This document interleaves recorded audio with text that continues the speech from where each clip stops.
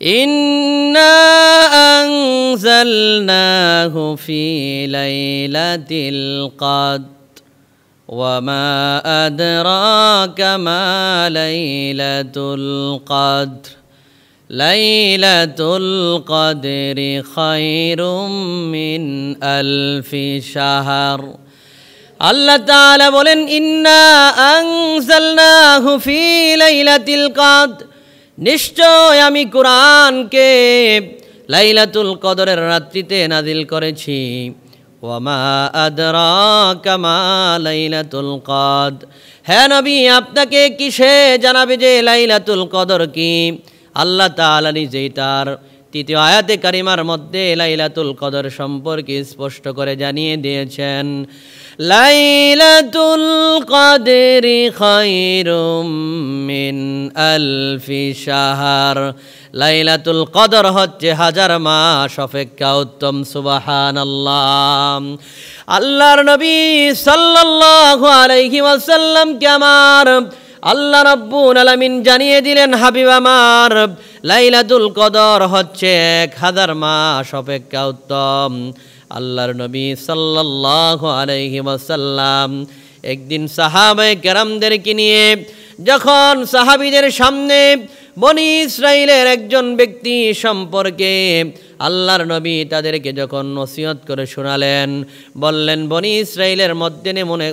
ইসরাইলের মধ্যে এমন একজন যুবক ব্যক্তি ছিল যেই যুবক ব্যক্তিটা 1000 মাস আল্লাহ তাআলার রাস্তায় জিহাদ করেছে এই কথা বলার পরে সাহাবায়ে কেরামের চেহারাগুলো মলিন হয়ে গেল বললেন আল্লাহর নবী সাল্লাল্লাহু আলাইহি ওয়াসাল্লামকে বললেন ইয়া রাসূলুল্লাহ আমরা তো 1000 মাস পর্যন্ত অনেকের হায়াত লম্বা হবে না ইয়া রাসূলুল্লাহ তাহলে আমরা কি এই সওয়াব অর্জন করতে পারবো না তখন আল্লাহ রাব্বুল আলামিন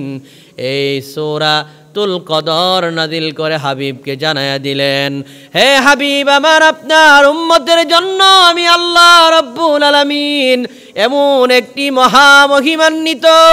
রজনী আমি আল্লাহ দান করেছি যে রজনীর নাম হচ্ছে লাইলাতুল কদর ওই লাইলাতুল কদরের রাত্রিতে যেই ব্যক্তি ওই রাত্রিতে ইবাদত বন্দেগী করবে তাদের আমল নামায় আমি আল্লাহ রাব্বুল আলামিন 1000 মাস অপেক্ষা 1000 মাসের চাইতে আরো বেশি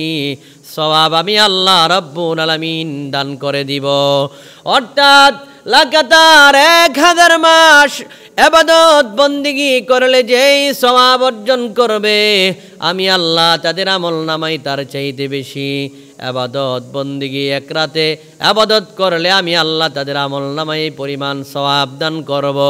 আল্লাহর নবী সহিহ বুখারী শরীফের বর্ণনায় বলেন মান কামা লাইলাতুল কদরি ঈমানান ওয়া ইহতিসাবান গুফিরা লাহু মা তাকদ্দামা মিন যামবিহি আল্লাহর নবী বলেন যেই ব্যক্তি মাহে রমাদানে ঈমানের সাথে সওয়াবের আশায় লাইলাতুল কদরের রাত্রিতে ইবাদত বন্দেগী করবে রাত্রিবেলা দাঁড়ায়া নফল নামাজ পড়বে আল্লাহ তাআলা তার আমল নামার পূর্বের সমস্ত গুনাহগুলো মাফ করে তার নিষ্পাপ মাসুম বানায়া দিবে জুরে বলুন সুবহানাল্লাহ শুধু তাই নয় এই রাত্রিবেলা যারা ইবাদত বন্দেগী করে কাটায়া দিবে এই রাত্রটি হচ্ছে ভাগ্য রজনীর রাত্রি আল্লাহ রাব্বুল আলামিন বলেন ফিহা ইউফরাকু কুল্লু আমরিন হাকিম এই রাতের বেলা আল্লাহ রাব্বুল আলামিন দুনিয়ার যত সৃষ্টিজীব আছে তাদের সকলের ভাগ্য নির্ধারণ করেন সমস্ত বিষয়গুলা সিদ্ধান্ত করেন আল্লাহ রাব্বুল আলামিন এই রাত্রিতে 1 বছরের ভাগ্য নির্ধারণ করেন এই জন্য আমরা সবাই আসুন বেশি বেশি করে লাইলাতুল কদরের রাত্রিতে ইবাদত করার নিয়ত করি আল্লাহর নবীর স্ত্রী আম্মাজান আয়েশা সিদ্দিকা রাদিয়াল্লাহু তাআলা আনহা আল্লাহর নবীকে প্রশ্ন করলেন ইয়া রাসূলুল্লাহ আল্লাহর নবী গো, ওই লাইলাতুল কদরের রাত্রিতে আমরা যখন আমাদের সামনে লাইলাতুল কদর আসবে, ওই রাত্রিবেলা আমরা কি প্রার্থনা করব, কি দোয়া করব? আল্লাহর নবী একটি দোয়া শিক্ষা দিলেন। এই দোয়াটি আমরা সবাই লাইলাতুল কদরের রাত্রিতে পড়ব, যেই দোয়াটি আল্লাহর নবী নিজে তার স্ত্রী উম্মাহাতুল মুমিনিন আম্মা জান আয়েশাকে শিক্ষা দিলেন। দোয়াটি হচ্ছে, আল্লাহুম্মা ইন্নাকা আফুউন তুহিব্বুল আফওয়া ফাআফু আন্নি। আমি আবারও বলছি, আল্লাহুম্মা ইন্নাকা আফুউন তুহিব্বুল আফওয়া ফাআফু আন্নি। আল্লাহর নবী বলেন, আয়েশা রে, ওই লাইলাতুল কদরের রাত্রিতে এই দোয়াটি বেশি বেশি করে আল্লাহ রাব্বুল আলামিনের কাছে প্রার্থনার জন্য এই দোয়াটি পড়বা। আল্লাহ তাআলা তোমাদের সমস্ত চাওয়া পাওয়া কবুল করে নিবেন। এই জন্য আমার বাবাজিরা, বন্ধুরা, আমাদের সামনে লাইলাতুল কদর চলে আসতেছে। আসুন আমরা সবাই লাইলাতুল কদরের প্রস্তুতি গ্রহণ করি, সবাই নিয়ত করি